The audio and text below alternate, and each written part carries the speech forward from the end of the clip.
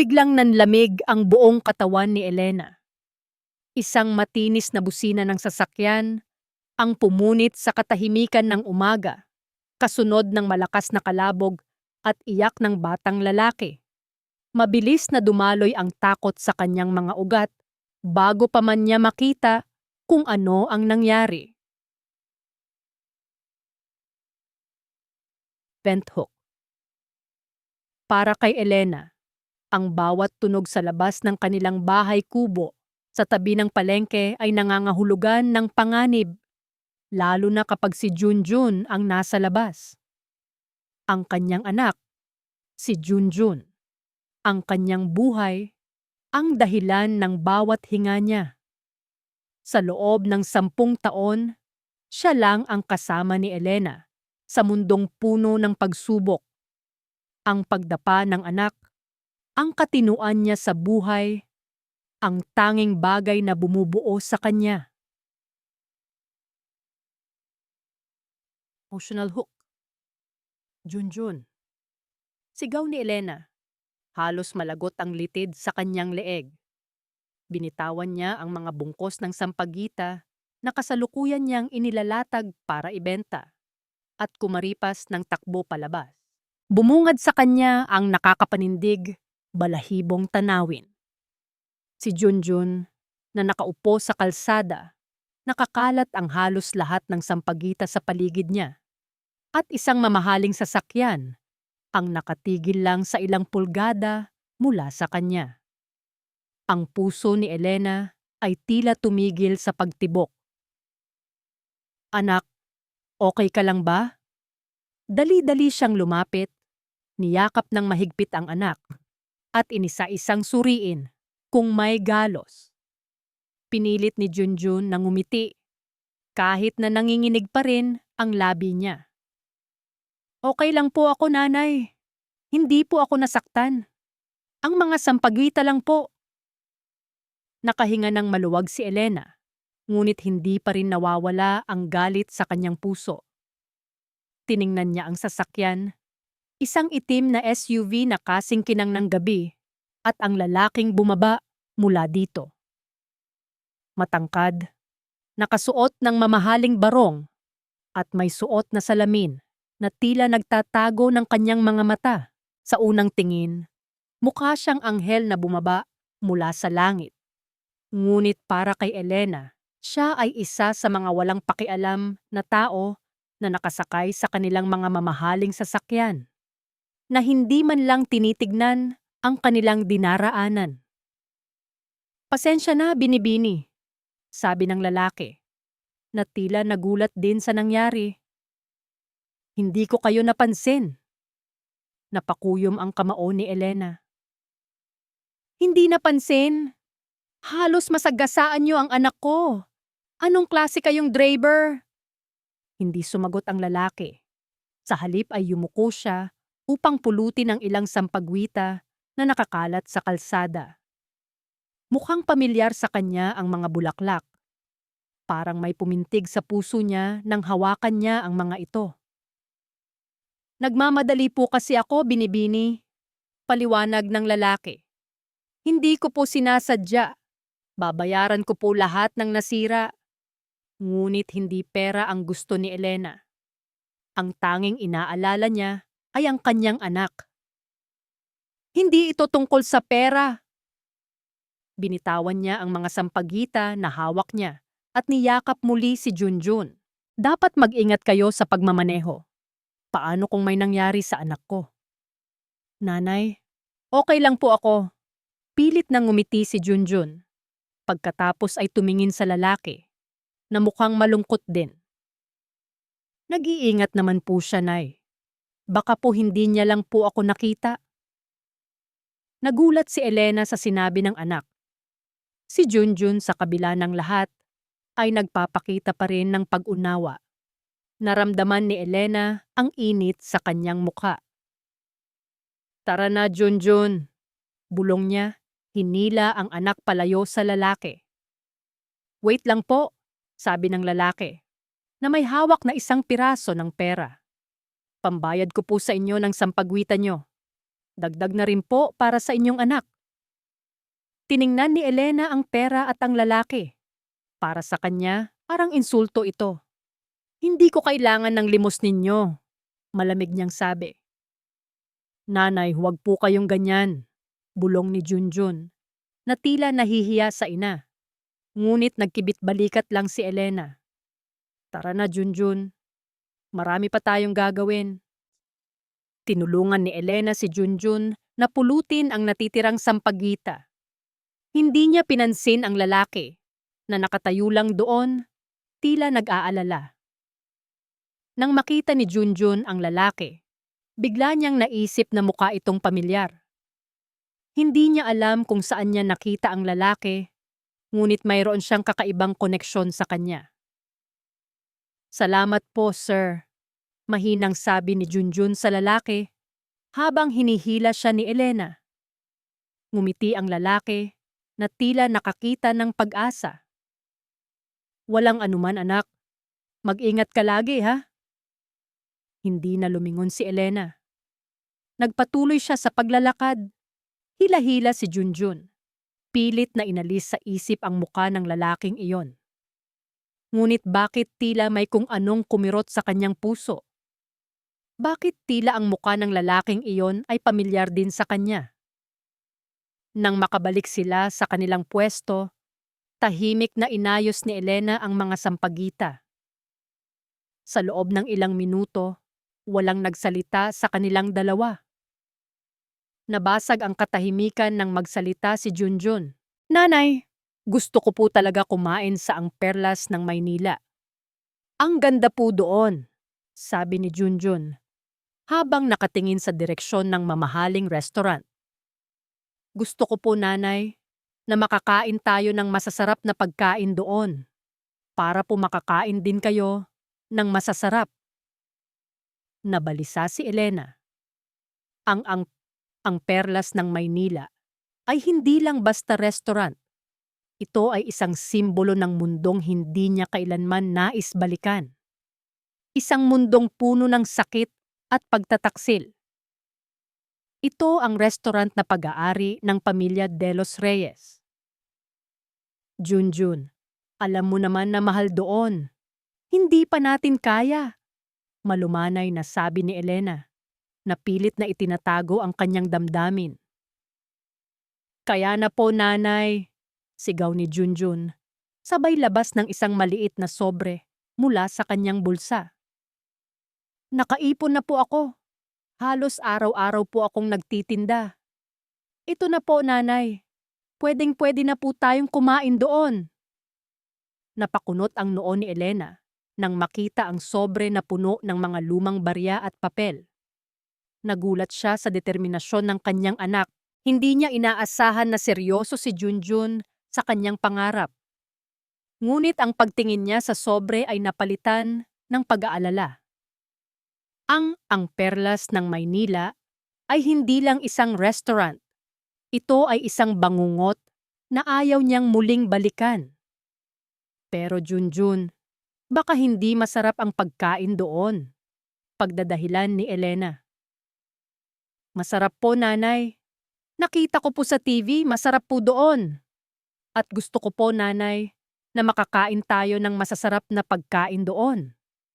Kahit minsan lang po, sabi ni Junjun, na halos lumuluha na. Naawa si Elena sa anak. Hindi niya matiis ang bawat pagluha ng kanyang anak.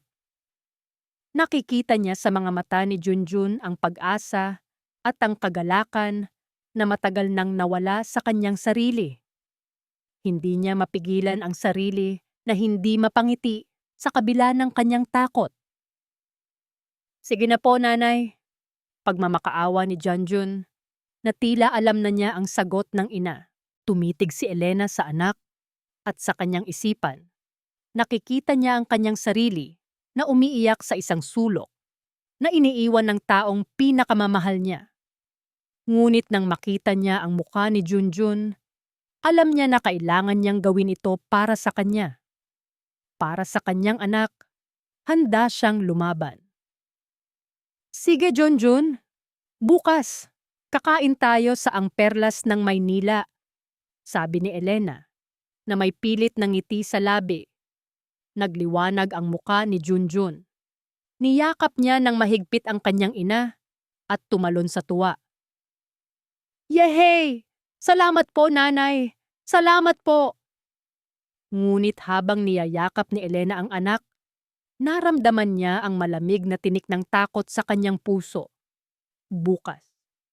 Bukas kailangan niyang harapin ang nakaraan na matagal na niyang kinalimutan. Kinabukasan, mabigat ang bawat hakbang ni Elena patungo sa Ang Perlas ng Maynila. Sa kanyang tabi, si Junjun ay nagtatatalon sa tuwa, tila isang munting ibon na nakalaya sa hawla. Ang ngiti sa labi ng kanyang anak ang tanging nagbibigay sa kanya ng lakas upang ipagpatuloy ang paglalakad. Pinipilit niyang huwag bigyan ng kulay ang mga alaalang bumabalik sa kanyang isipan. Ngunit ang bawat pamilyar na kanto, bawat pamilyar na amoy, ay parang punyal na sumasaksak sa kanyang puso. Nanay, tingnan mo, ang laki! Bulong ni Junjun, nakatingala sa matayog na gusali ng Ang Perlas ng Maynila. Ang salamin nitong dingding ay sumasalamin sa sikat ng araw, tila isang higanteng perlas na kumikinang sa gitna ng syudad. Para po tayong mayaman, nanay. Pinisil ni Elena ang kamay ng anak. Para sa iyo, anak, lahat gagawin ko. Ang mga salitang iyon ay hindi lamang pangako kay Junjun, kundi isang paalala sa kanyang sarili. Ginagawa niya ito para sa ngiti ng kanyang anak, hindi para sa sarili niya.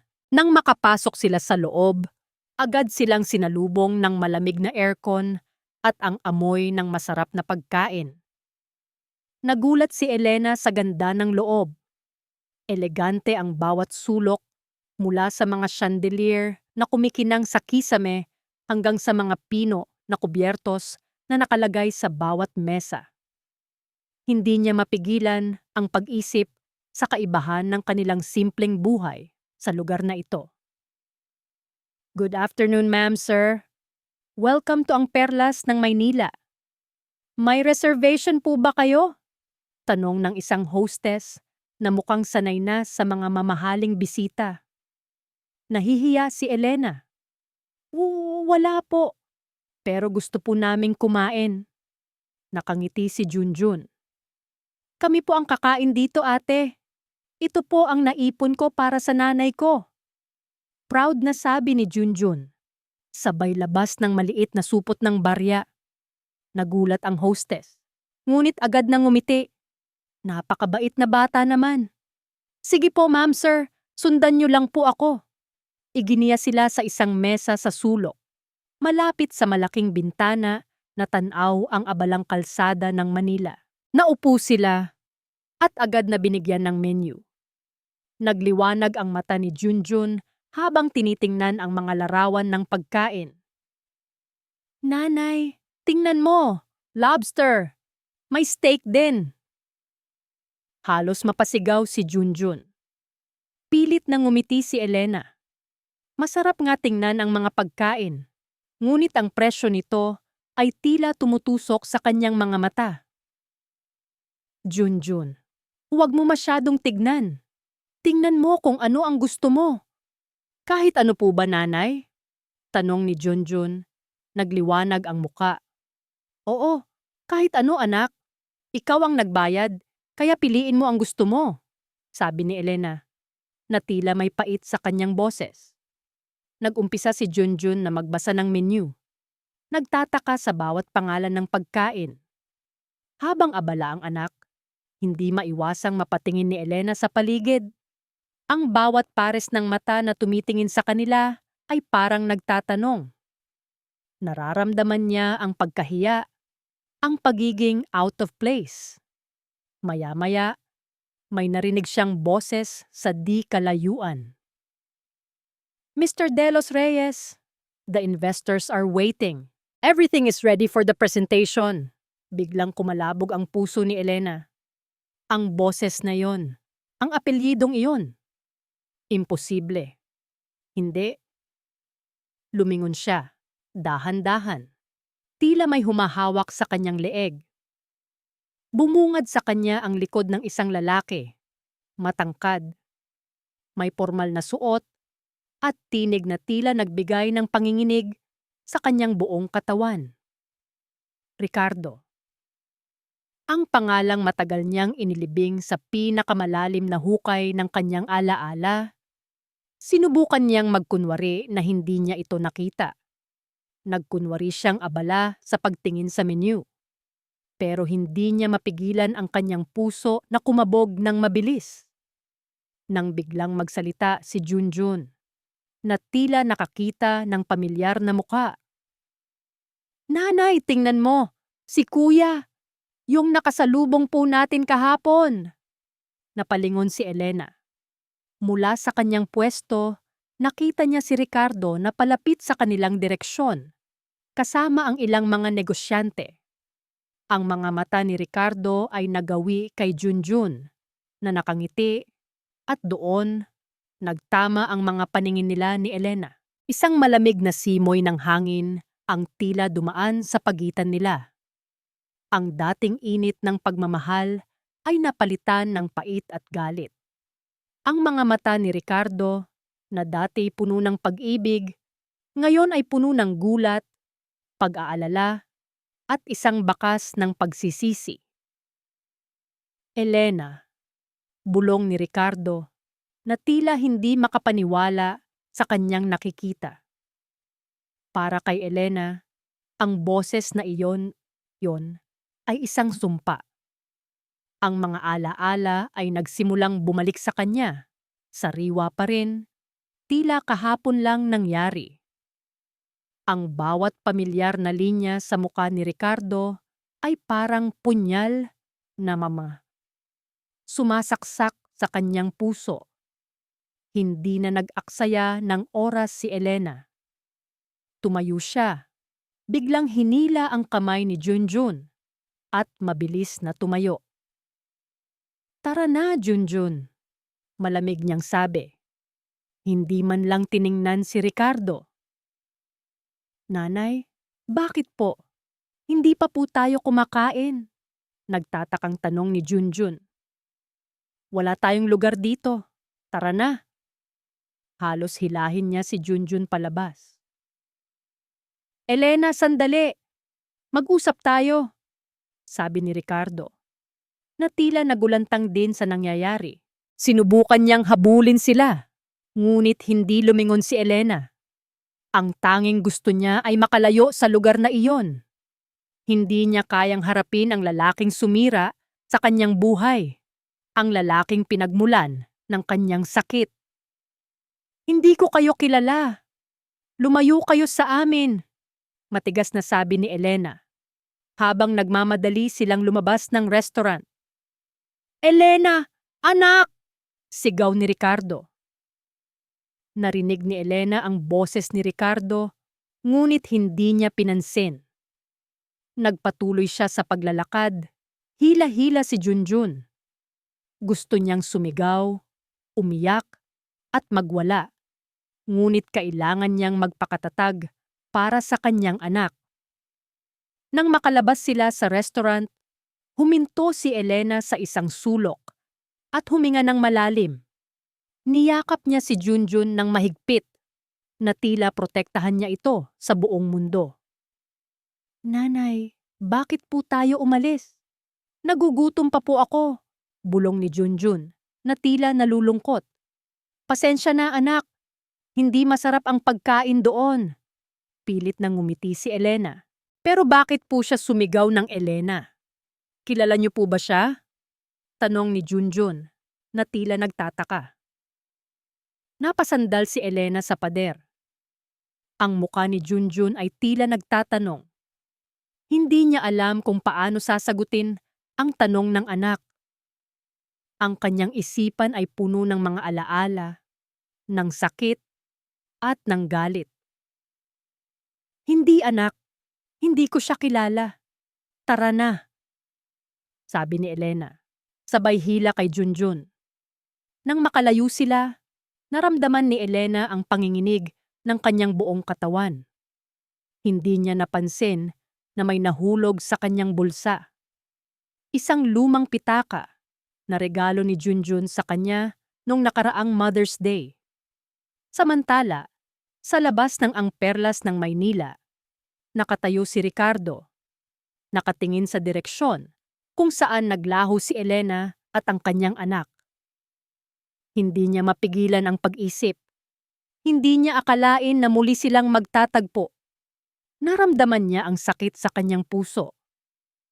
Ang galit sa mga mata ni Elena ay sumasalamin sa kanyang sariling pagsisisi. Nang biglang may nakita si Ricardo sa sahig, isang maliit, lumang pitaka na may nakasabit na sampagwita na ginawa ni Junjun kanina. Nang buksan niya ito, nakita niya ang isang lumang larawan. Isang larawan ni Elena noong kabataan niya, nakangiti, at ang kanyang mga mata ay puno ng pag-asa.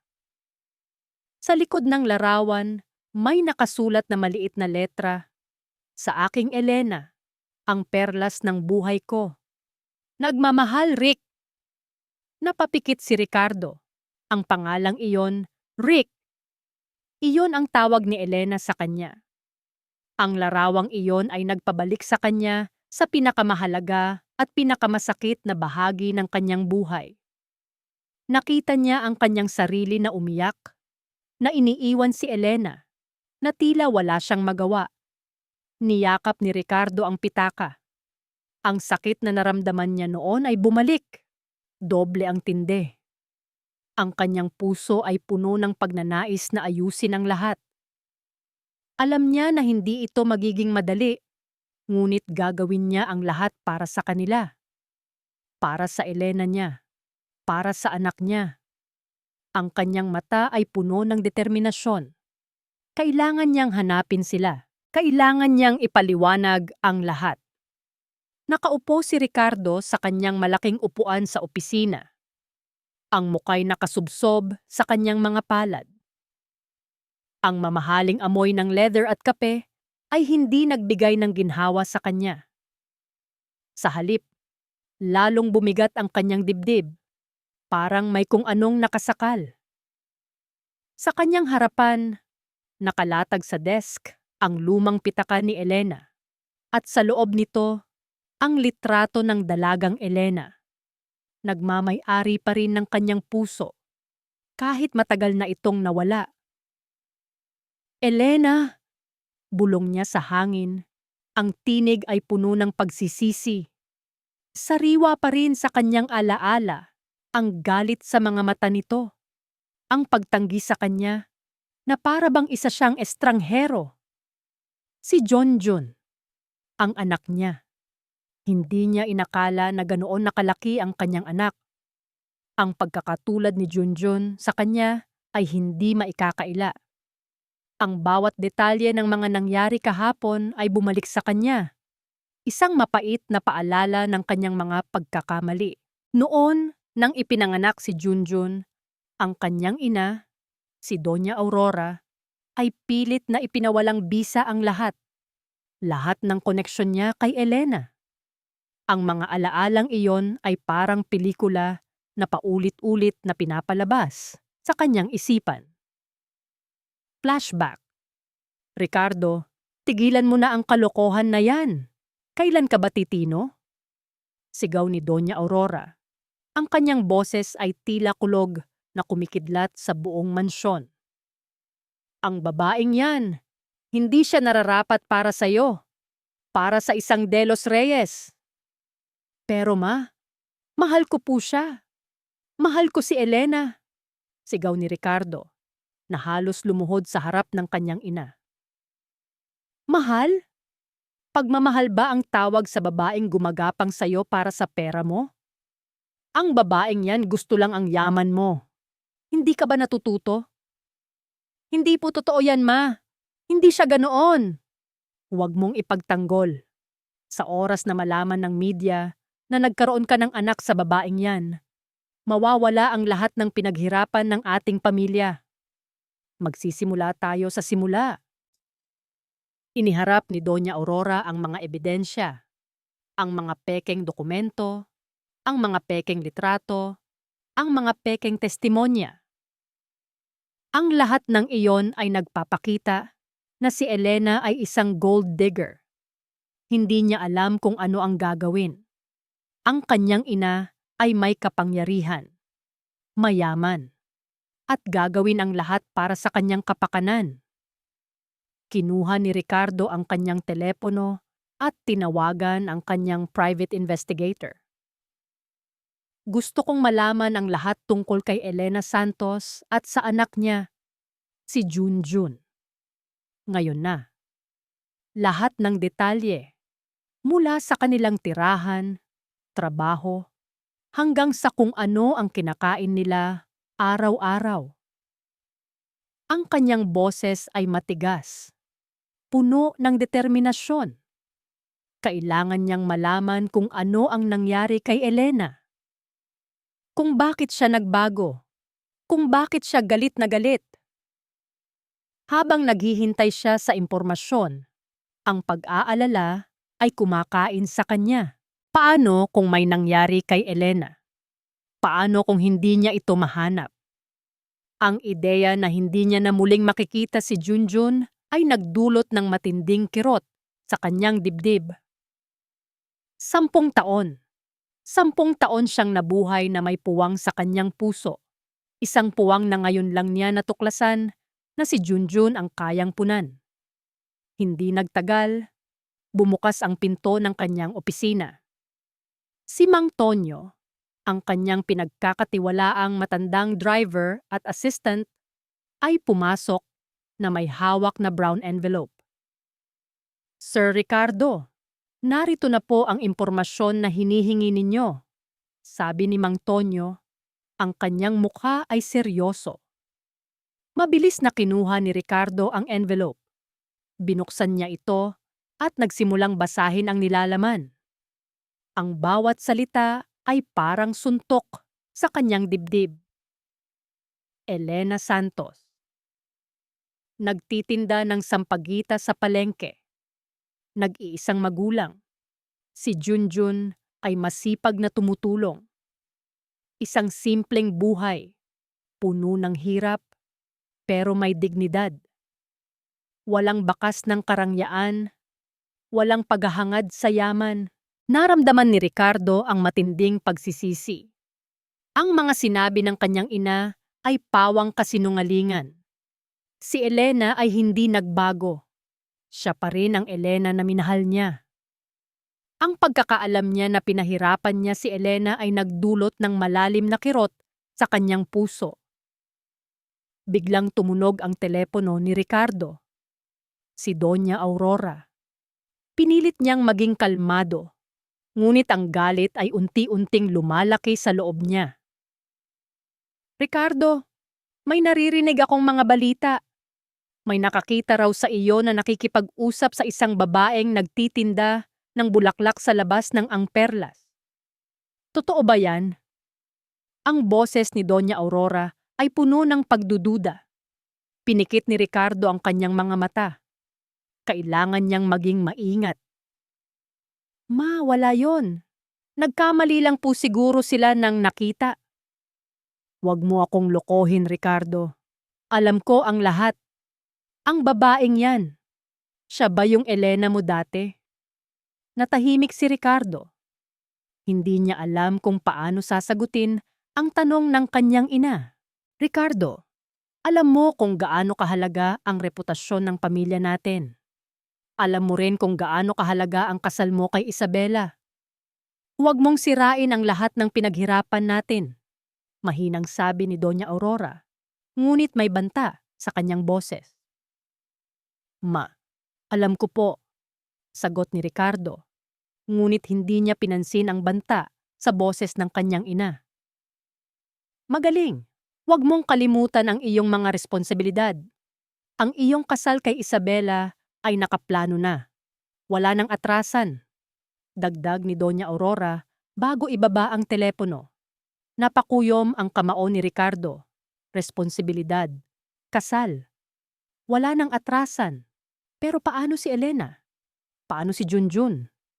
Nang biglang bumukas ang pinto ng kanyang opisina, pumasok si Isabela Montejo na nakasuot ng isang mamahaling damit. Ang buhok ay perpektong ayos. Ang kanyang ngiti ay perpekto. Ngunit para kay Ricardo, ito ay tila isang maskara. "Rick darling, you look so stressed," sabi ni Isabela. Lumapit at hinalikan siya sa pisngi. "May problema ba?" "Wala, Isabela, kaunting pressure lang sa trabaho." Pilit na ngumiti si Ricardo. "Oh, alam ko yan. Pero huwag kang mag-alala. Magiging okay din ang lahat. Lalo na at magiging mag-asawa na tayo. Mas madali tayong makakapag-isip ng mga solusyon kung magkasama tayo," sabi ni Isabela, sabay yakap kay Ricardo. Ang kanyang yakap ay tila malamig, hindi katulad ng mga yakap ni Elena. "Oo nga," sagot ni Ricardo, na pilit na pinipigilan ang kanyang sarili na hindi itulak si Isabela. "By the way, I heard about your little incident yesterday. Don't worry, I've already taken care of it. No one will talk about it," sabi ni Isabela, na may ngiti sa kanyang labi.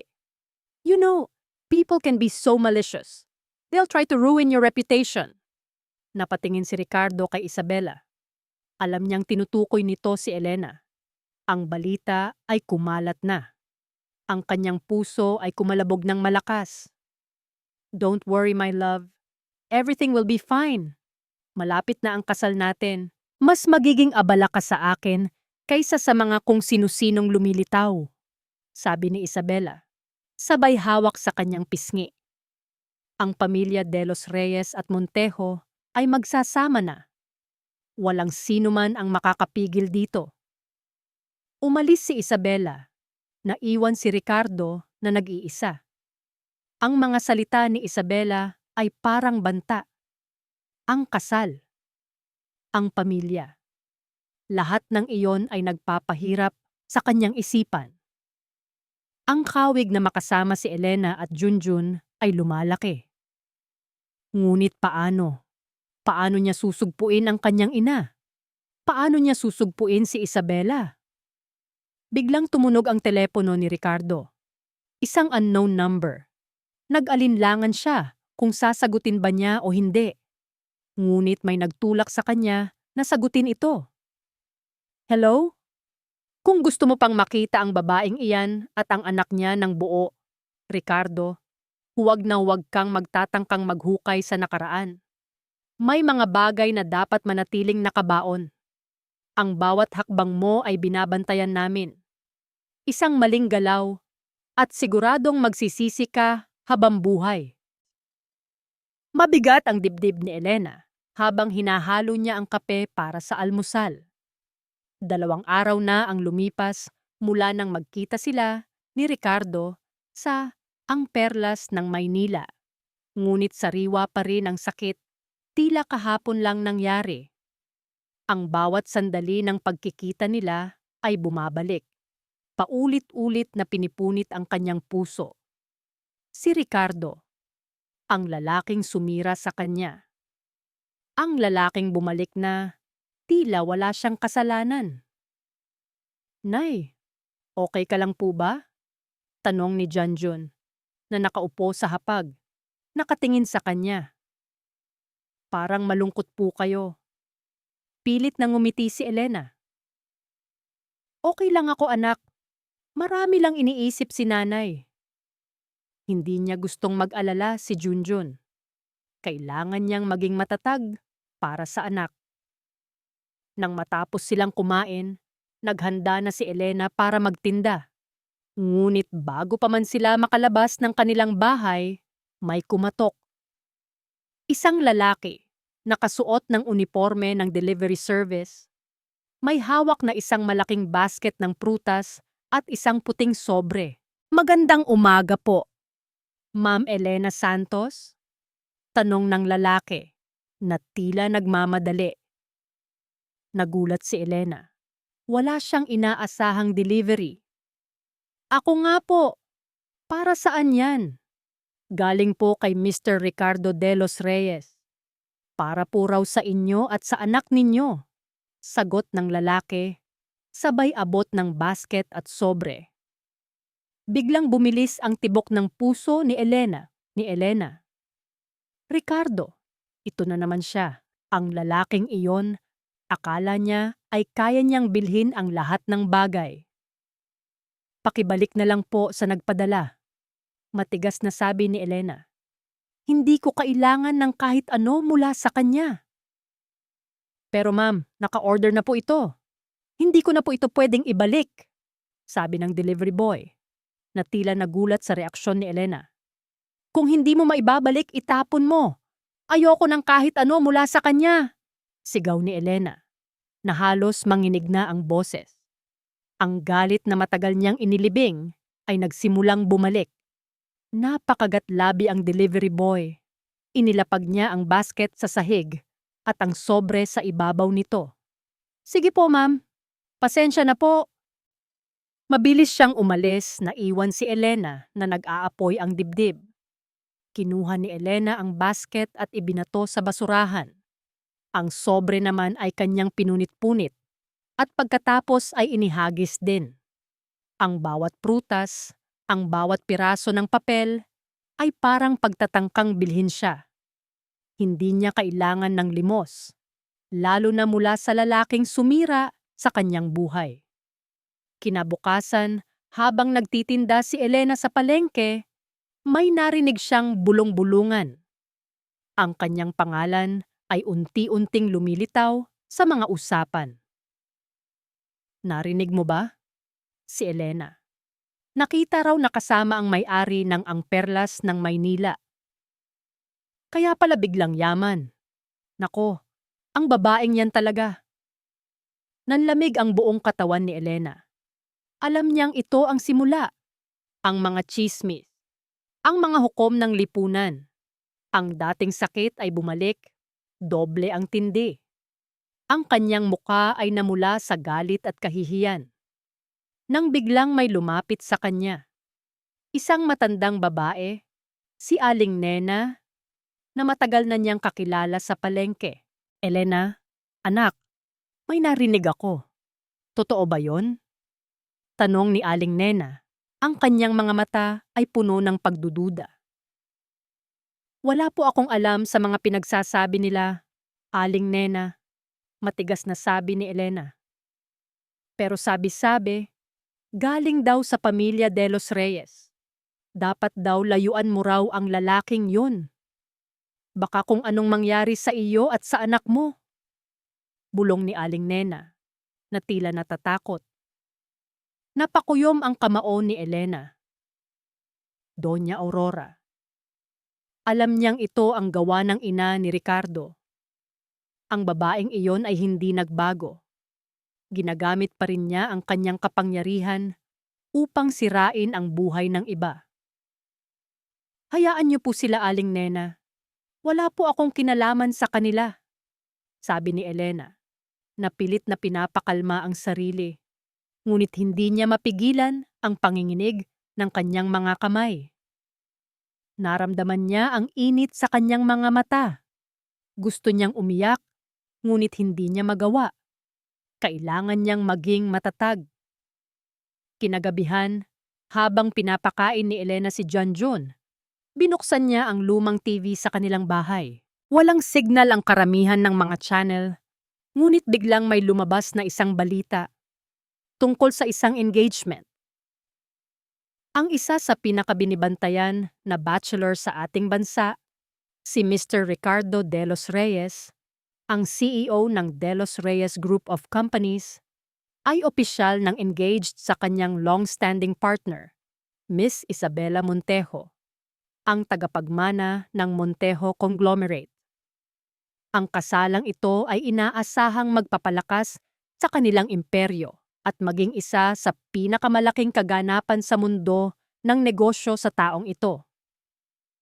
Nalaglag ang hawak ni Elena na kutsara, si Ricardo, at isang babaeng maganda, nakangiti sa kanyang tabi.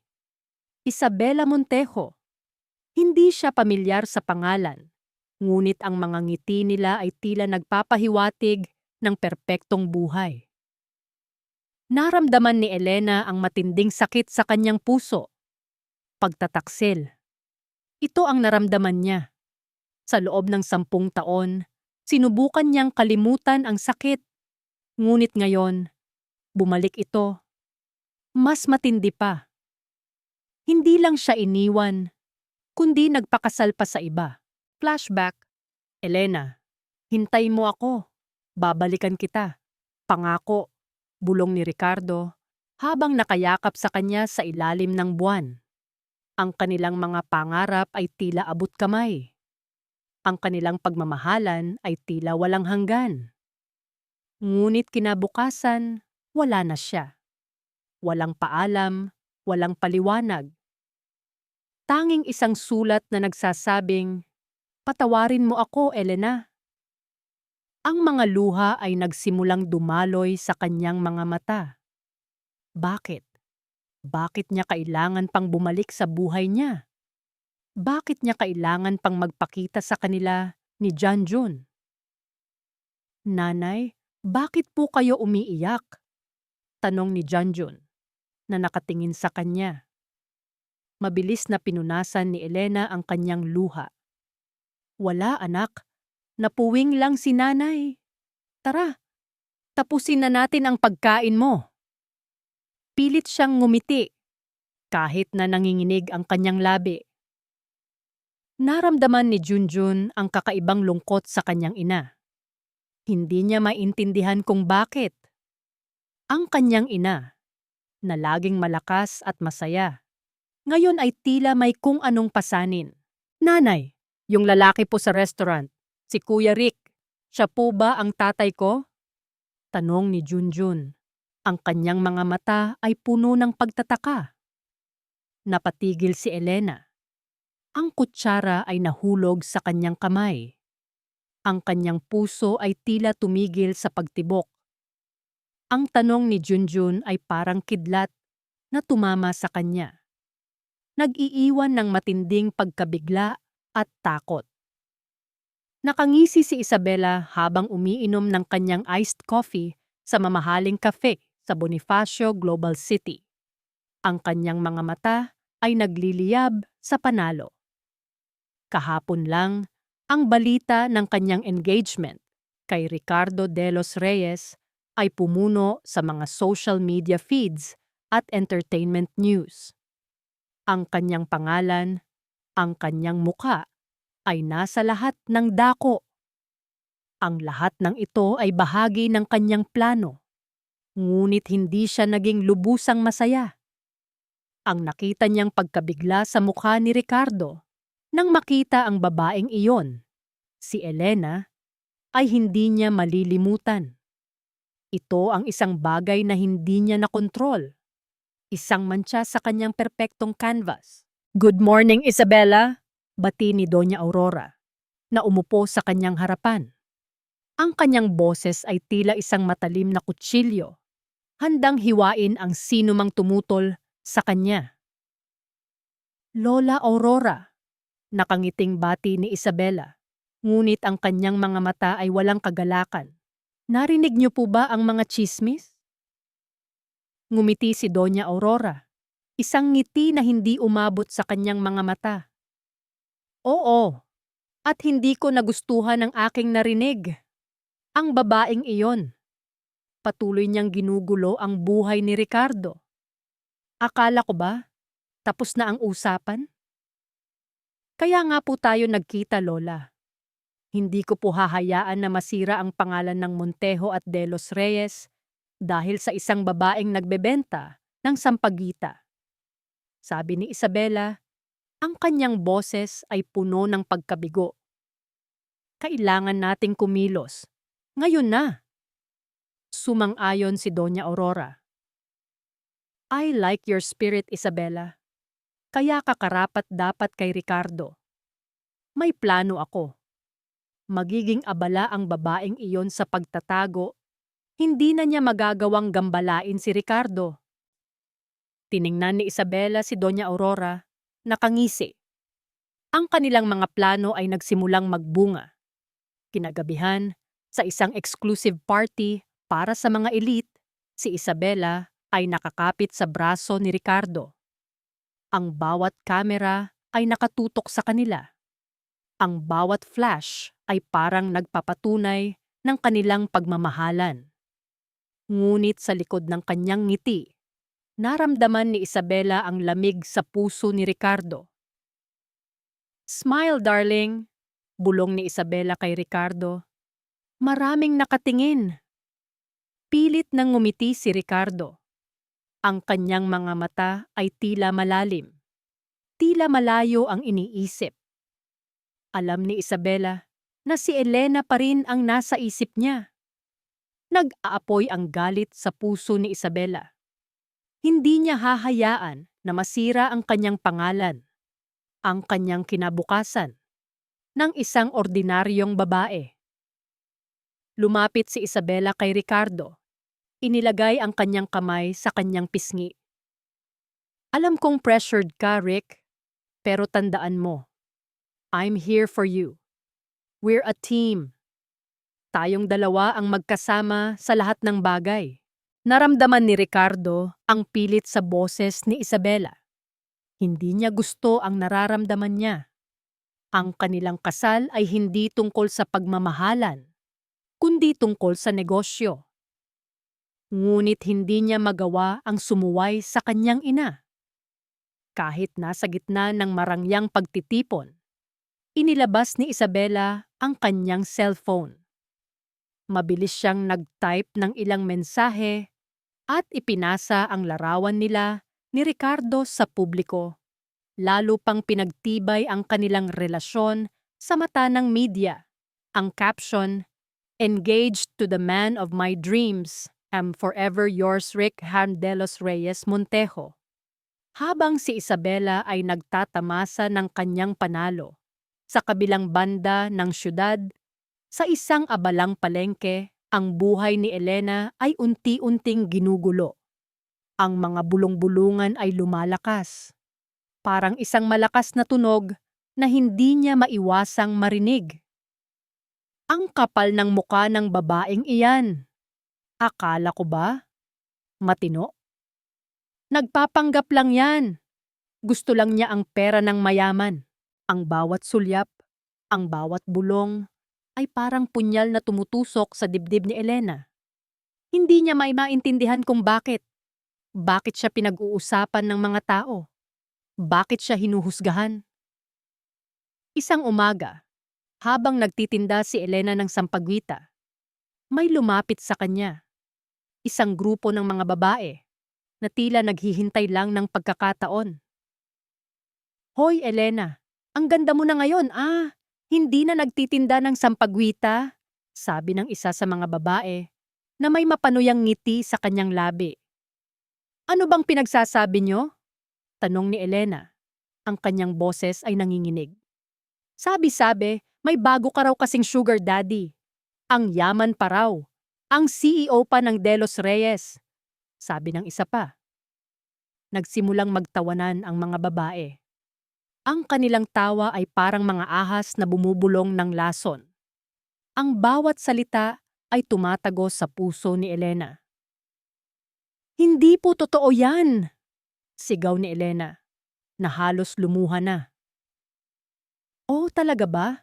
Bakit nakita kita sa labas ng Ang Perlas ng Maynila? Kasama mo pa ang anak mo.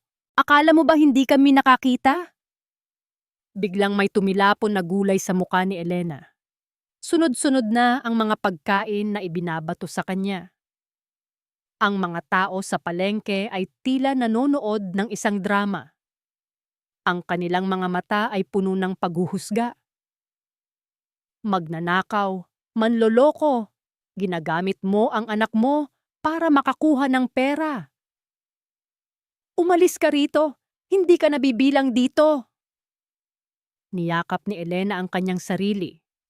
Ang kanyang mga luha ay nagsimulang dumaloy. Ang kanyang puso ay puno ng sakit, kahihiyan, at galit. Bakit? Bakit niya kailangan pagdaanan ang lahat ng ito nang biglang may narinig siyang sigaw. Nanay!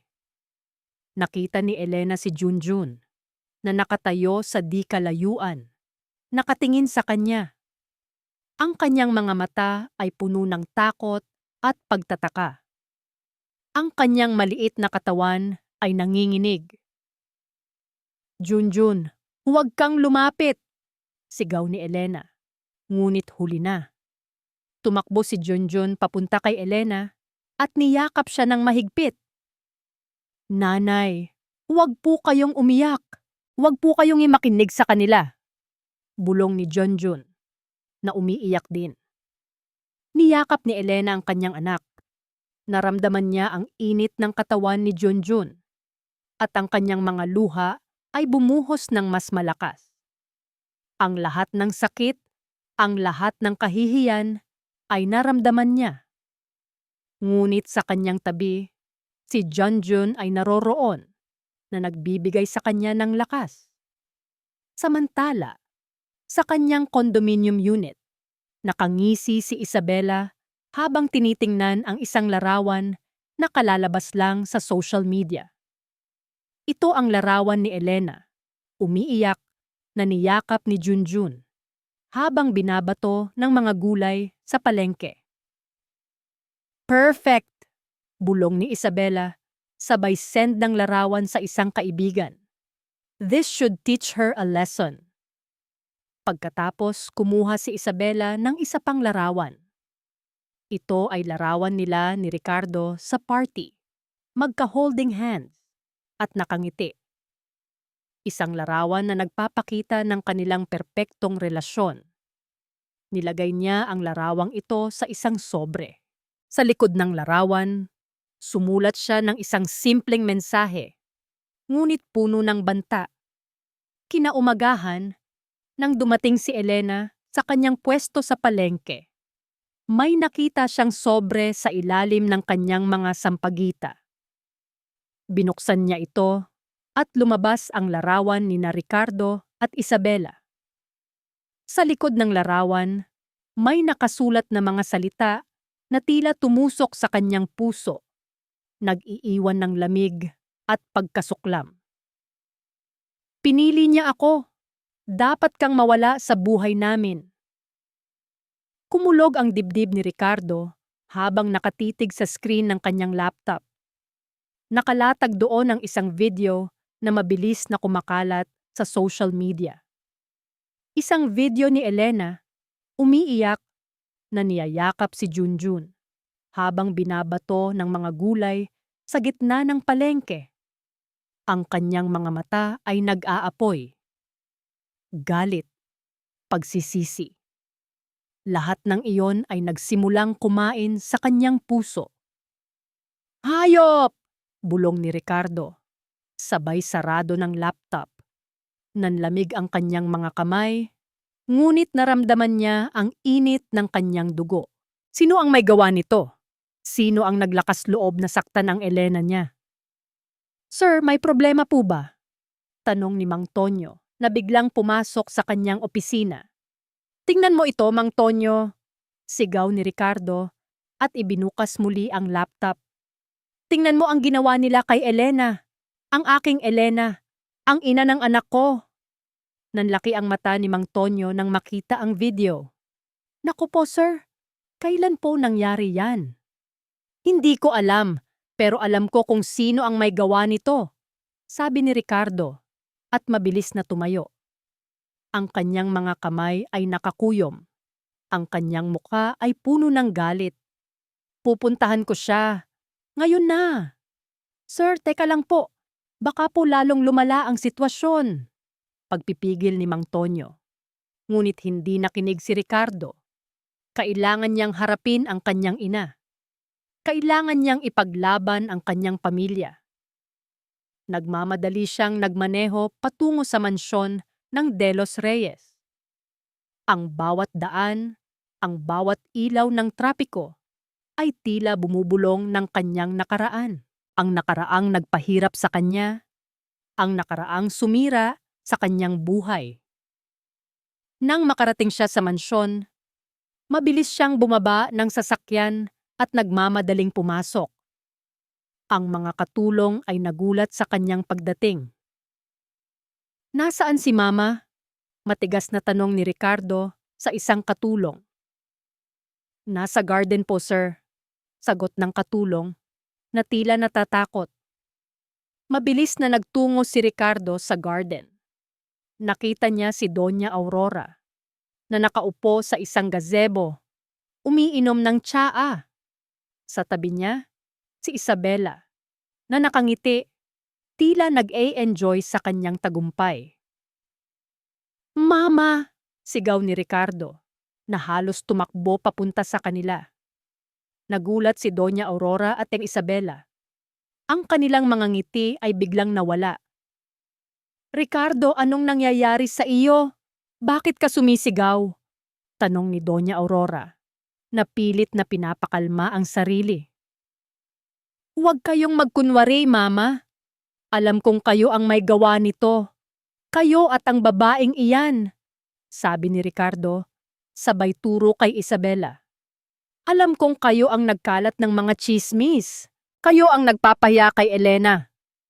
Nanlaki ang mata ni Isabela. "Ricardo, anong sinasabi mo? Bakit mo kami sinisisi?" "Huwag kang magkunwari, Isabela. Alam kong kayo ang may gawa ng video na yan. Ang pagpapahiya kay Elena."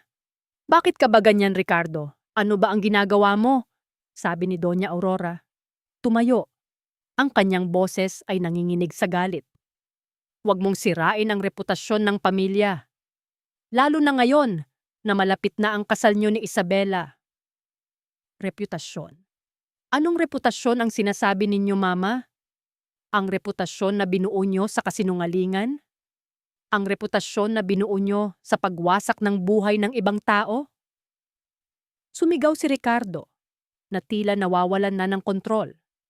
Ang kanyang mga luha ay nagsimulang dumaloy. "Alam kong kayo ang may gawa nito, Mama. Kayo ang dahilan kung bakit kami nawalan ng Elena.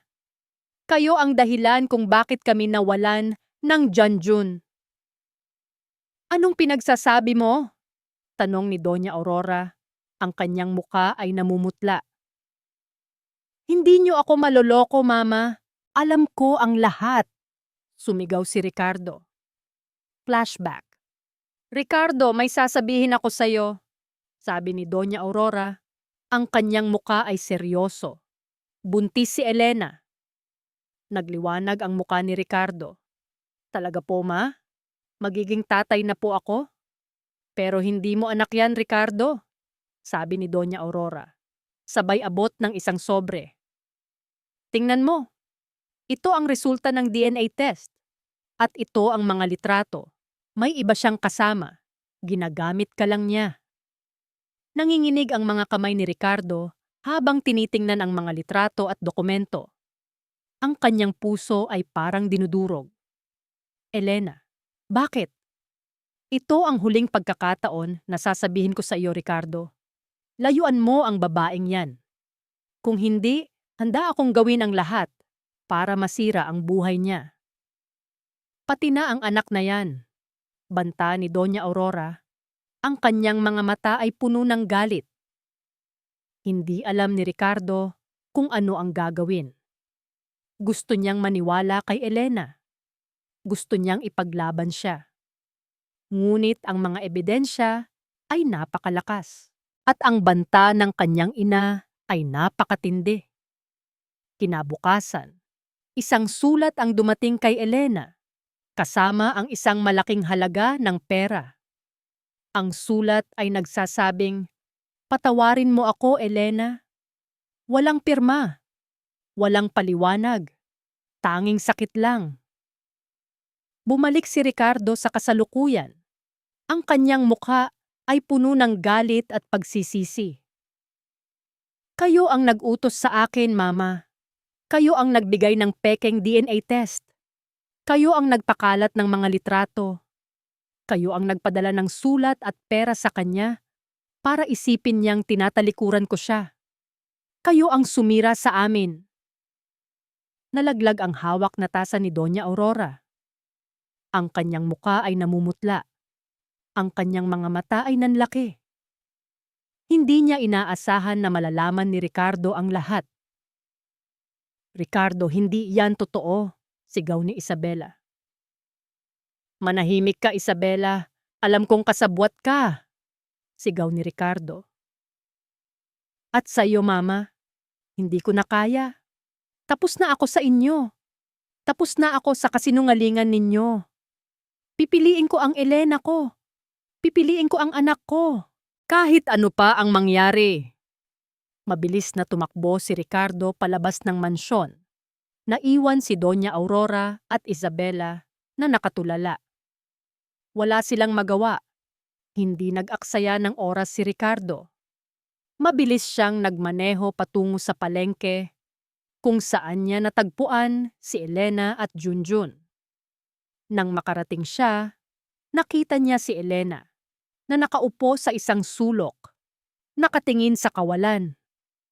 Si Junjun ay nasa tabi niya, natutulog. Dahan-dahang lumapit si Ricardo. Ang kanyang puso ay kumalabog ng malakas. Kailangan niyang ipaliwanag. Kailangan niyang humingi ng tawad. "Elena!" bulong ni Ricardo at naupo sa tabi niya. Nagulat si Elena. Tiningnan niya si Ricardo. Ang kanyang mga mata ay puno ng galit at pagtataka. "Anong ginagawa mo rito?" Malamig niyang tanong.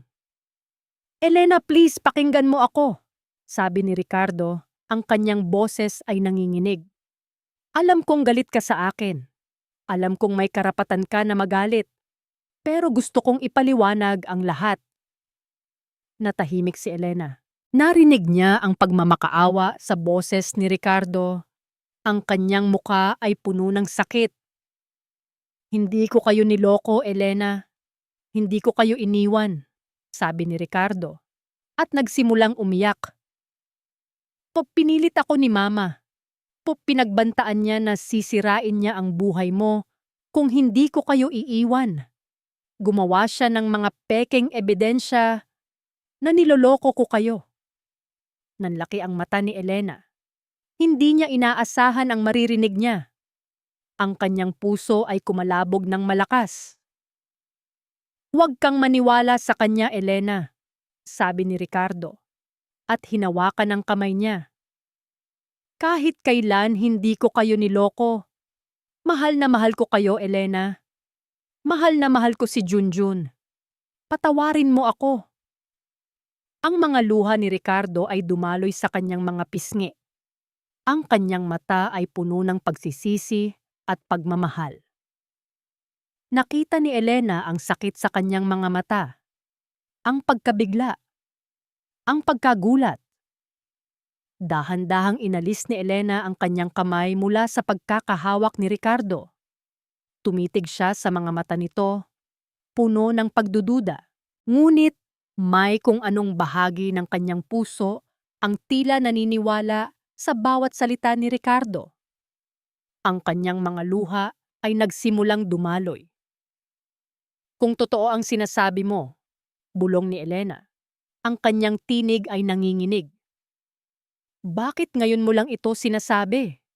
Bakit hindi noong 10 taon na ang nakalipas?" Ang mga salita ni Ricardo ay nagpaikot-ikot sa isipan ni Elena. Tila isang sirang plaka.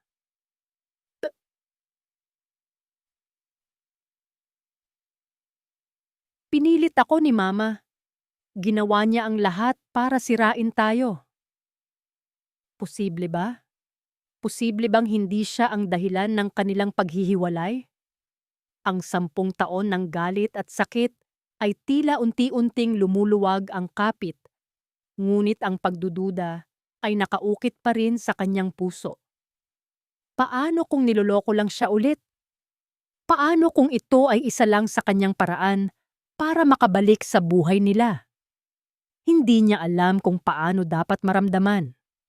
May bahagi sa kanya na gustong maniwala sa bawat salita ni Ricardo, ang paghihirap sa mga mata nito, ang tunay na pagsisisi na nakita niya. Ngunit ang kabilang bahagi niya, ang bahagi na matagal ng sugatan, ay nananatiling mapagbantay. Hindi madaling buksan ang pintuan ng puso na matagal nang nakakandado. Habang nagmumuni-muni si Elena, biglang may huminto na mamahaling sasakyan sa harap ng kanilang maliit na bahay. Bumaba ang isang babae, matikas ang tindig at may mukhang hindi niya malilimutan. Si Doña Aurora de los Reyes. Kasama niya ang isang kasambahay na may dalang isang makapal na brown envelope. Kumalabog ang puso ni Elena. Anong ginagawa niya dito? Elena Santos. Matigas na tawag ni Doña Aurora. Ang boses ay puno ng kapangyarihan at paghamak. Kailangan nating mag-usap. Hindi sumagot si Elena. Tinitigan lang niya ang matandang babae. Ang mga mata ay nag-aapoy sa galit. Hindi niya hahayaan na saktan niya muli ang pamilya niya. Alam kong galit ka sa akin. Ngunit may mas importante tayong pag-uusapan kaysa sa mga personal na damdamin. Patuloy ni Doña Aurora. Sabay kaway sa kasambahay para iabot ang envelope kay Elena. Nanginginig ang kamay ni Elena nang hawakan ang envelope. May kung anong masamang pakiramdam ang bumalot sa kanya. Binuksan niya ito at inilabas ang mga papeles sa loob. Mga medical report. Isang pangalan ang bumulaga sa kanya. Junjun Reyes. Biglang nanlamig ang kanyang buong katawan. Isang doktor ang naglagay ng diagnostic findings. Kawalan ng ganang kumain, lagnat na bumabalik, pamumutla, at mga pasa na lumilitaw ng walang dahilan. Pagkatapos ang mga nakakatakot na salita. Posibleng early stage acute lymphoblastic leukemia. All. Nalaglag ang mga papeles mula sa kamay ni Elena. Leukemia? Ang kanyang Junjun? Hindi. Imposible. Naku po, leukemia? Kailan pa po? Sigaw ni Elena. Ang kanyang boses ay nanginginig sa takot. Ganyan talaga. May mga sakit na hindi mo makikita. Malala na ang kanyang kalagayan. Kailangan niya ng agarang operasyon sa ibang bansa. Malamig na sabi ni Doña Aurora, na tila nag-enjoy sa reaksyon ni Elena. Napakalaki ng gastos. Milyon-milyon. Hindi mo ito kayang bayaran.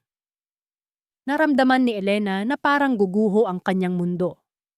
Ang bawat salita ni Doña Aurora ay parang punyal na sumasaksak sa kanyang puso. Ang kanyang Junjun? May sakit?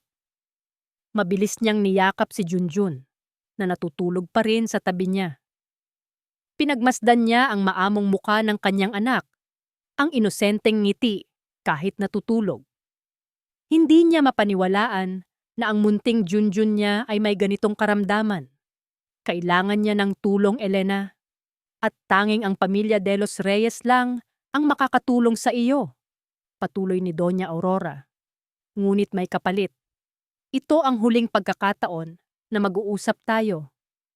Kung tatanggapin mo ang tulong ko, kailangan mong lumayo kay Ricardo. Kailangan mong tanggapin na si Junjun ay maninirahan sa amin. Para sa kanyang ikagaganda ng buhay. At para sa kanyang kalusugan. Isipin mo, Elena, ang anak mo, ang buhay niya. Hindi humihinga si Elena. Ang kanyang puso ay kumakabog ng napakabilis. Ang kanyang isipan ay puno ng kaguluhan, ang sakit, ang takot, ang pagkabigla. Hindi ko kayo hahayaan na kunin ang anak ko, sigaw ni Elena. Walang kang karapatan magsalita ng ganyan, Elena. Ano ba ang kaya mong gawin? Ang pagtinda ng sampagwita? Sa tingin mo, sapat ba yan para sa operasyon ng anak mo? Sa tingin mo ba, mabubuhay si Junjun sa ganyang uri ng pamumuhay? Sabi ni Doña Aurora, ang kanyang boses ay puno ng paghamak. Ang tanging kaya kong gawin ay tulungan ka. Ngunit may kapalit. Isipin mo ang kalusugan ng anak mo. Ang kinabukasan niya. ang kanyang buhay. Nanginginig si Elena. Naramdaman niya ang init ng luha sa kanyang mga mata. Sinubukan niyang humingi ng tulong sa mga kapitbahay, sa mga kaibigan. Ngunit lahat ay tumanggi. Ang kanilang mga pondo ay limitado. Ang bawat pagtanggi ay parang suntok sa kanyang dibdib. Bumalik si Elena sa tabi ni Junjun. Pinagmasdan niya ang kanyang anak na natutulog ng mahimbing. Ang kanyang Junjun na puno ng buhay, puno ng pangarap. Ngayon, ang buhay niya ay nakasabit sa isang delikadong sitwasyon. Ang kanyang mundo ay tila gumuho. Ang mga salita ni Doña Aurora ay nagpapatuloy na umaling-awngaw sa kanyang isipan. Ang kanyang buhay, ang kanyang kinabukasan. Niyakap ni Elena ang kanyang sarili habang nanginginig ang kanyang katawan. Tiningnan niya ang mga medical report na nakakalat sa sahig. Ang mga salita ay tila sumisigaw sa kanya. Ang kanyang anak, ang buhay niya. Tumingin si Elena sa natutulog na si Junjun. Ang kanyang mukha ay puno ng luha. Wala siyang magawa. Wala siyang choice. Kailangan niyang iligtas ang kanyang anak. Kahit nakapalit nito ay ang kanyang sariling kaligayahan, ang kanyang sariling pagmamahal. Kailangan niyang bitawan si Ricardo. Kailangan niyang ipaubaya si Junjun sa pamilya De Los Reyes. Ang kanyang puso ay nagdurugo. Alam niyang ito ang pinakamahirap na desisyon sa kanyang buhay. Napahagulgol si Elena. Ang kanyang mukha ay basang-basa sa luha. Kailangan niyang magdesisyon. Kailangan niyang iligtas si Junjun. Ngunit sa anong paraan? Tanggapin ang alok ni Doña Aurora at bitawan si Ricardo at Junjun? O ipaglaban ang kanilang pagmamahalan at ipagsapalaran ang buhay ng kanyang anak? Mabigat ang pakiramdam ni Ricardo habang paalis siya sa bahay ni Elena. Ang mga salita niya, ang pagmamakaawa niya, tila hindi pa sapat. Kitang-kita niya ang pagdududa sa mga mata ni Elena. Ang sakit na matagal niyang kinimkim. Masakit isipin na kailangan niyang pagdaanan ang lahat ng ito para lang mapaniwala ang babaeng minahal niya. Habang nagmamaneho siya pabalik sa kanyang opisina, biglang tumunog ang kanyang telepono. Si Mang Tonyo. "Sir, may kailangan po kayong malaman." Ang boses ni Mang Tonyo ay nanginginig. "Sinundan ko po si Doña Aurora kanina. May pinuntahan po siyang ospital at may kausap po siyang isang doktor. Narinig ko po ang kanilang usapan. Tungkol po sa isang bata, si Junjun." Biglang kumalabog ang puso ni Ricardo. "Anong nangyayari, Mang Tonyo? Anong meron kay Junjun?" "Sir, peke po ang diagnosis ni Junjun. Wala po siyang leukemia. Niloloko lang po kayo ni Doña Aurora at ng doktor na kausap niya. Nagbayad po siya para lang masira kayo ni Elena." Nanginginig na sabi ni Mang Tonyo. Nanginginig ang kamay ni Ricardo. Huminto siya sa gilid ng kalsada. Ang kanyang dibdib ay tila sasabog sa galit. Leukemia? Peke? Ang kanyang ina. Ang lahat ng ito ay isang laro lamang para sa kanya. "Mang Tonyo, salamat," sabi ni Ricardo. Ang kanyang boses ay nag-aapoy. "Alam ko na ang gagawin ko."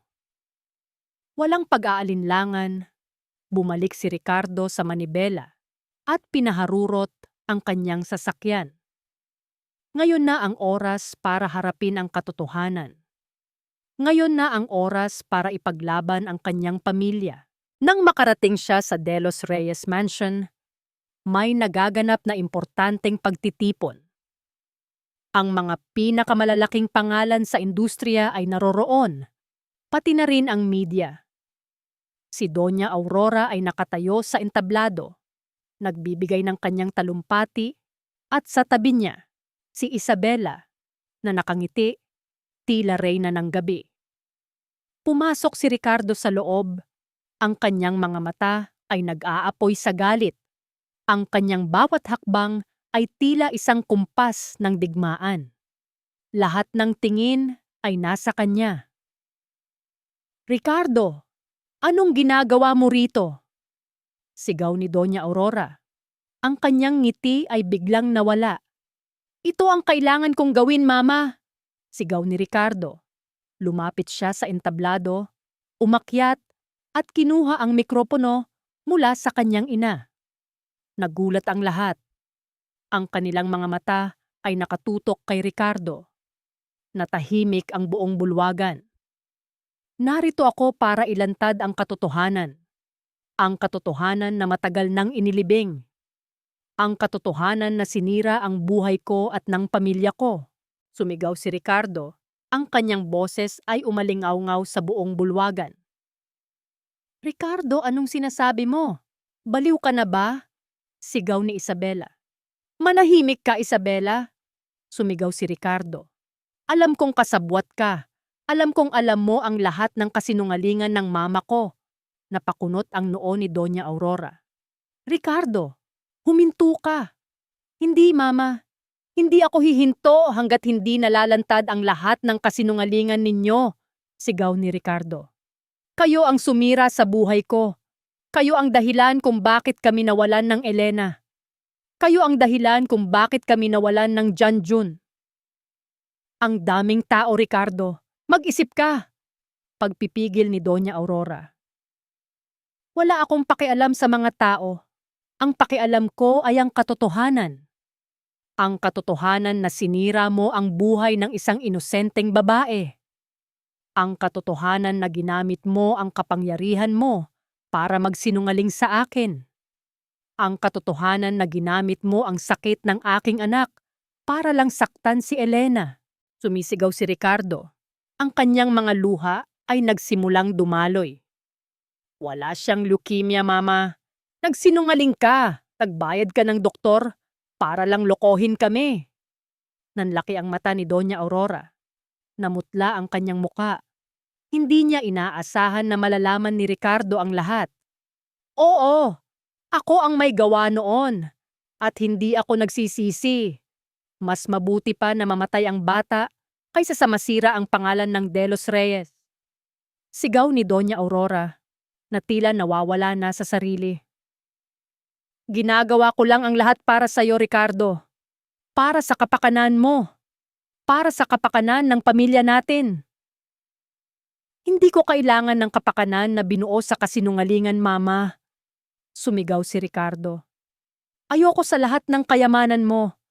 Ayoko sa lahat ng kapangyarihan mo. Hindi ko kailangan ang lahat ng ito kung kapalit nito ay ang pamilya ko." Nagulat ang lahat. Ang media ay nagkakagulo. Ang mga tao ay nagbubulungan. "Ngayon, mamili ka, Mama. Ako o ang kayamanan mo. Ako o ang lahat ng kasinungalingan mo." Sabi ni Ricardo, ang kanyang boses ay matigas, puno ng determinasyon. "Pipiliin ko ang Elena ko. Pipiliin ko ang anak ko. Kahit wala na akong De Los Reyes sa pangalan ko. Kahit wala na akong pera. Pipiliin ko ang pamilya ko." Tiningnan ni Ricardo si Isabela. "At ikaw, Isabela, tapos na tayo. Hindi ka na parte ng buhay ko." Nagulat si Isabela. Namutla ang kanyang muka. Wala siyang magawa. Nang biglang bumukas ang pintuan ng bulwagan. Pumasok si Elena. Hila-hila si Junjun. Nagulat din siya sa nakita niya. Ang kanyang mga mata ay nanlaki nang marinig niya ang mga sinabi ni Ricardo. "Nanay! Si tatay!" Sigaw ni Junjun at mabilis na tumakbo papunta kay Ricardo. Niyakap ni Ricardo si Junjun nang mahigpit. "Anak! Okay ka lang ba? Wala kang sakit, anak. Nagsinungaling sila," sabi ni Ricardo, na umiiyak. Niyakap ni Elena ang kanyang sarili. Narinig niya ang lahat. Ang pagmamakaawa ni Ricardo, ang galit niya sa kanyang ina, ang pagdedeklara niya na pipiliin niya sila. Ang lahat ng pagdududa sa kanyang puso ay unti-unting nawala. Ang bawat salita ni Ricardo ay parang punyal na tumutusok sa puso ni Doña Aurora. Ngunit para kay Elena, ito ay parang isang himala. Lumapit si Ricardo kay Elena. Hila-hila si Junjun. Hinawakan niya ang kamay ni Elena. Elena, pakinggan mo ako. Ang lahat ng sinabi ko ay totoo. Hindi ko kayo niloko. Pilit lang akong nilayo sa inyo. Ngayon, hinding-hindi ko na kayo bibitawan. Hinding-hindi na. Niyakap ni Elena si Ricardo at Junjun ng mahigpit. Ang kanyang mga luha ay dumaloy, hindi na dahil sa sakit, kundi dahil sa ginhawa. Ang kanyang pamilya ay buo na. Hindi ko hahayaan na masira niyo ang pamilya ko, sigaw ni Doña Aurora. Ang kanyang boses ay puno ng galit at puot. Magsisisi kayo! Magsisisi kayo habang buhay! Susumpain ko kayo! Lahat ng ginawa niyo ay babalik sa inyo! Ngunit hindi na pinansin ni Ricardo ang kanyang ina. Niyakap lang niya ng mahigpit si Elena at Junjun. Ang kanilang mga mata ay puno ng pagmamahal at pag-asa. Walang makakasira sa kanila. Wala. Nanginginig ang mga kamay ni Elena habang hawak niya ang kamay ni Ricardo. Ang sigaw ni Doña Aurora ay umaling-aungaw pa rin sa kanyang tainga. Ngunit ang init ng palad ni Ricardo ay nagbigay sa kanya ng kakaibang kapanatagan. Ang lahat ng pagdududa, ang lahat ng galit, ay unti-unting lumulusaw. Ang katotohanan na nalaman niya, ang pagmamahal na nakita niya sa mga mata ni Ricardo, ay nagbigay sa kanya ng lakas. Elena, tara, bulong ni Ricardo. Hila-hila siya at si Junjun palabas ng magulong bulwagan. Ang mga flash ng kamera ay patuloy na kumikislap, ngunit hindi na niya ito pinansin. Ang tanging mahalaga ay ang pamilya niya. Sumakay sila sa sasakyan ni Ricardo at tahimik silang nagmaneho. Si Junjun ay nakatulog sa likod, na tila naubos ang enerhiya sa nangyari. Ang katahimikan sa loob ng sasakyan ay hindi nakakapanatag. Puno ito ng mga hindi nasabing salita, ng mga tanong na naghahanap ng sagot. Nang makarating sila sa maliit na bahay ni Elena, dahan-dahang bumaba si Ricardo. Binuhat niya si Junjun at inihiga sa kama. Pagkatapos, bumalik siya kay Elena, na nakaupo sa sahig. Elena, alam kong mahirap paniwalaan ang lahat ng nangyari, sabi ni Ricardo, at naupo sa tabi niya. Pero totoo ang lahat. Ang mama ko, ang lahat ng ginawa niya. Nagsimulang umiyak si Elena. Hindi niya mapigilan. Ang lahat ng sakit, ang lahat ng pait, ay lumabas sa kanyang mga luha. Niyakap ni Ricardo si Elena ng mahigpit. Patawarin mo ako, Elena. Kung sana naging matapang ako noon. Kung sana ipinaglaban ko kayo. Patawarin mo ako. Bakit mo kami iniwan? Bulong ni Elena, sa gitna ng kanyang pag-iyak. Bakit mo ako pinaniwala na niloko mo ako? Kasi, ginulo niya ang isip ko, Elena. Pinaniwala niya ako na hindi mo ako mahal. Na pera lang ang habol mo. At ang mga ebidensya. Nabulag ako. Pinaniwalaan ko siya. At banta niya. Natakot ako. Natakot ako na baka saktan ka niya. Natakot ako na baka may mangyari sa iyo. Natahimik si Elena. Naramdaman niya ang sakit sa boses ni Ricardo. Ang kanyang mga luha ay nagsimulang matuyo. Alam kong mahirap, pero sana bigyan mo ako ng isa pang pagkakataon. Isang pagkakataon para patunayan na mahal ko kayo. Nahanda akong gawin ang lahat para sa inyo, para sa pamilya natin, sabi ni Ricardo, at hinawakan ang kamay ni Elena. Tiningnan ni Elena ang kanyang kamay. Ang kanyang mga mata ay puno ng pag-asa. Ang kanyang puso ay unti-unting lumuluwag. Una, kailangan nating ipacheck si Junjun, sabi ni Elena, na tila nagising mula sa kanyang pagkabigla. Kailangan nating malaman ang totoo, kung totoo ngang walang sakit si Junjun. Nagliwanag ang muka ni Ricardo. Oo, Elena. Bukas na bukas. Dadalhin natin siya sa pinakamagaling na doktor. Sa totoo. Hindi sa bayaran ng mama ko. Kinabukasan, dinala ni Ricardo at Elena si Junjun sa isang independent na ospital, malayo sa impluwensya ni Doña Aurora.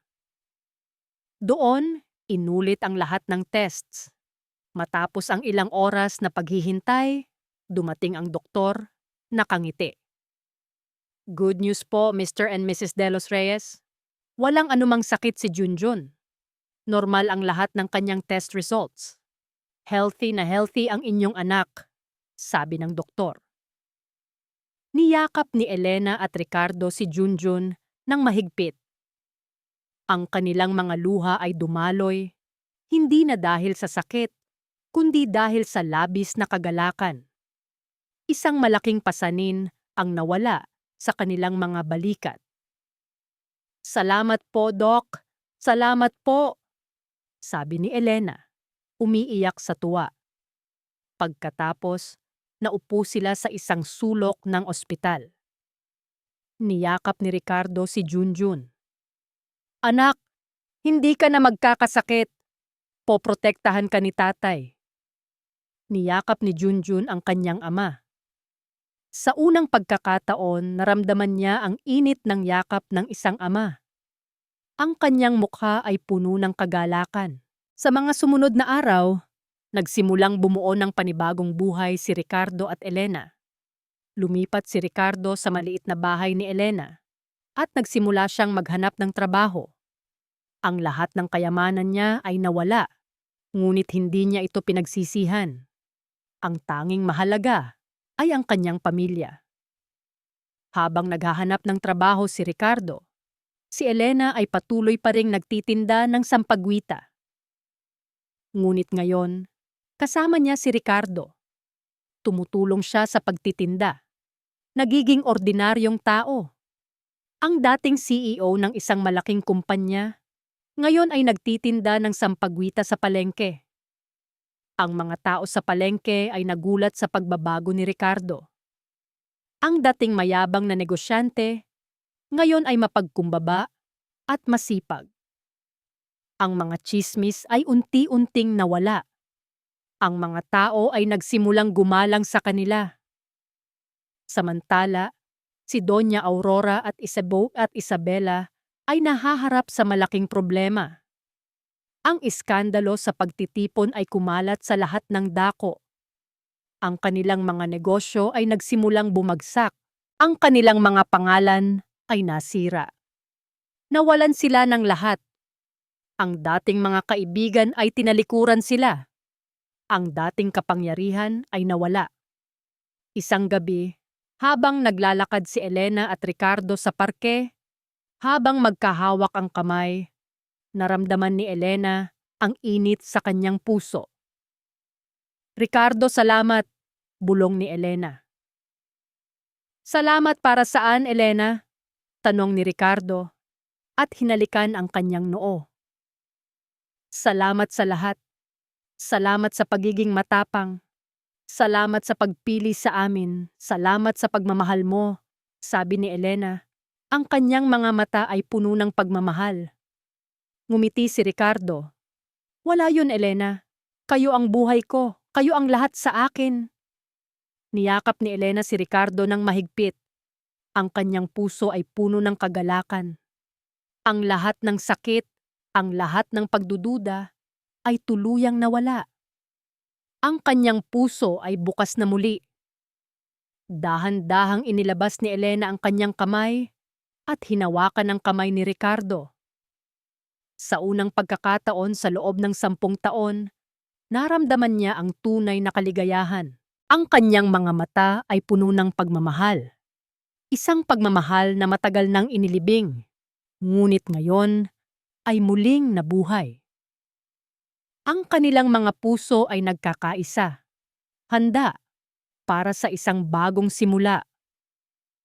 Nagising si Junjun na may ngiti sa labi. Ang sikat ng araw ay sumisilip mula sa bintana, nagbibigay ng kakaibang kislap sa kanilang maliit na bahay. Para kay Junjun, ang bawat umaga ay puno ng pag-asa, lalo na ngayon. "Nanay! Tatay! Gising na po!" sigaw ni Junjun at mabilis na tumakbo papunta sa kanilang silid. Bumungad sa kanya ang nakangiting mukha ni na Elena at Ricardo. Nakahiga silang dalawa, magkayakap at parehong nakangiti. Ang kanyang nanay ay tila mas bata at ang kanyang tatay ay tila mas masaya. "Good morning, anak," sabi ni Elena, sabay halik sa kanyang pisngi. "Good morning, Pogi," sabi ni Ricardo at kiniliti siya. "Tara na, Junjun. Mag-almusal na tayo." Pagkatapos nilang mag-almusal, nagbihis si Junjun. Suot niya ang kanyang paboritong damit na regalo ni Ricardo. Ang kanyang muka ay puno ng kagalakan. Ngayon ang araw na matagal na niyang pinangarap. Ngayon ang araw na kakain sila sa Ang Perlas ng Maynila. "Ready na po ako!" sigaw ni Junjun. "Ready ka na ba, nanay? Tatay?" tanong ni Junjun. Ang kanyang mga mata ay nagliliwanag. Nakangiti si Elena at Ricardo. "Ready na kami, anak." Sumakay sila sa isang taxi. Sa biyahe, hindi mapigilan ni Junjun ang pagtingin sa labas. Ang bawat gusali, ang bawat kalsada ay tila nagliliwanag. Ang kanyang puso ay puno ng kagalakan. Nang makarating sila sa Ang Perlas ng Maynila, huminga ng malalim si Junjun. Mas malaki ito sa kanyang inaasahan.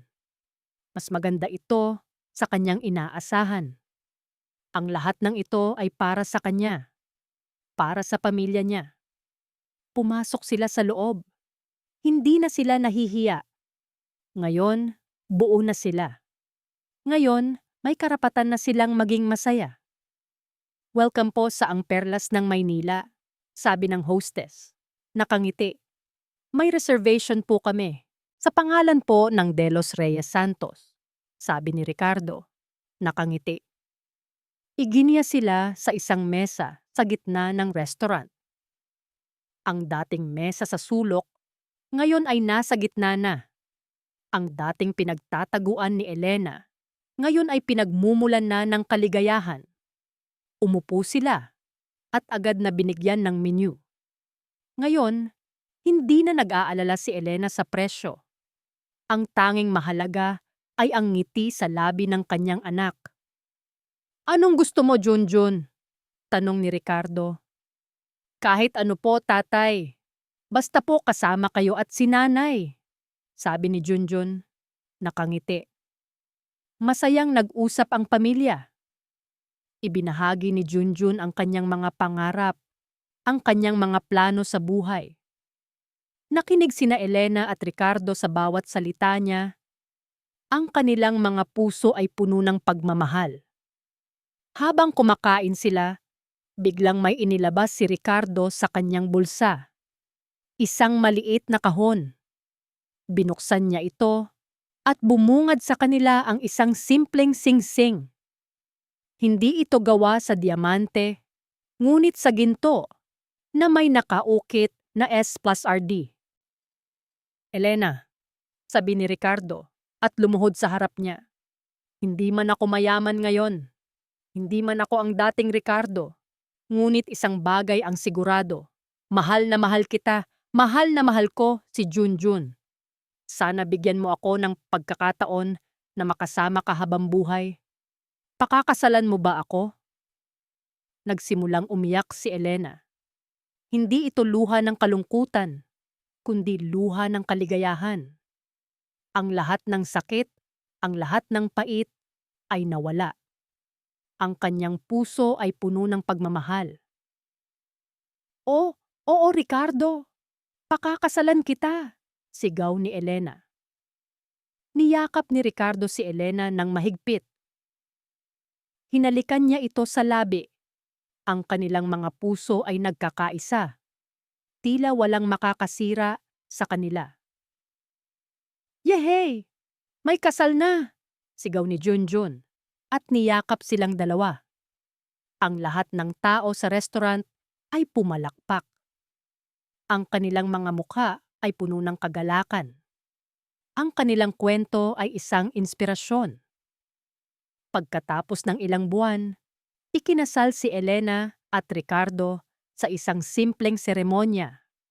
Kasama ang kanilang pamilya at mga kaibigan. Si Mang Tonyo ay naroroon at ang mga dating kaibigan ni Elena sa palengke. Ang lahat ay masaya. Si Doña Aurora at Isabela sa kabilang banda ay nawalan ng lahat. Ang kanilang mga negosyo ay bumagsak. Ang kanilang mga pangalan ay nasira. Wala silang natira. Ang dating kapangyarihan ay nawala. Ngayon, sila ay nabubuhay sa dilim ng kanilang mga kasinungalingan. Para kay Junjun, ang Perlas ng Maynila ay hindi lang isang restaurant. Ito ay simbolo ng kanilang bagong simula. Ang lugar kung saan natagpuan niya ang kanyang ama. Ang lugar kung saan muling nabuo ang kanyang pamilya. Isang hapon, habang naglalakad si Junjun sa palengke, nakita niya si Ricardo at Elena, magkasamang nagtitinda ng sampagwita. Ang kanilang mga mukha ay puno ng ngiti. Ang kanilang mga mata ay puno ng pagmamahal. Ang lahat ng ito ay posible dahil sa isang munting pangarap. Ang pangarap ng isang bata na gusto lang makakain kasama ang kanyang ina sa isang mamahaling restaurant. Ngayon, ang kanyang pangarap ay natupad. At higit pa doon, natagpuan niya ang isang pamilya na binuo ng pag-ibig at pagpapatawad. Para kay Junjun, ang perlas ay hindi ang kinang ng yaman, kundi ang mainit na yakap ng ina at ama. Na sa wakas ay nabuo na ang kanilang pamilya, isang pamilyang binuo ng pag-ibig at pagpapatawad. At dito nagtatapos ang kwento ni na Elena, Ricardo, at ang kanilang munting perlas na si Junjun. Sa aming minamahal na tagapakinig, mula sa kaibuturan ng aming puso, maraming salamat sa inyong walang sawang pagtangkilik at pagbibigay oras sa kwentong ito. Ang paglalakbay sa mundo ni na Elena, Ricardo at Junjun ay naging napakasaya at puno ng aral para sa amin. Bawat salita, bawat emosyon ay binuo ng may pagmamahal at pag-asa na sana'y maramdaman ninyo sa bawat linya at bawat kabanata. Naway ang kwentong ito ay nagbigay sa inyo ng inspirasyon upang maniwala sa kapangyarihan ng tunay na pag-ibig, sa halaga ng pagpapatawad, at sa ningning ng pag-asa na laging umiiral kahit sa pinakamadilim na sandali, na kahit gaano pa kahirap ang pagsubok, basta't may pagmamahalan at pagkakaisa, walang imposible at laging may bagong simula. Maraming salamat muli sa pagiging bahagi ng aming paglalakbay. Gusto naming marinig ang inyong mga saloobin at damdamin. Ibahagi ninyo ang inyong mga kuro-kuro sa comment section. At patuloy tayong magbahagi ng pag-ibig at pag-asa sa bawat isa po. Lihim ng puso.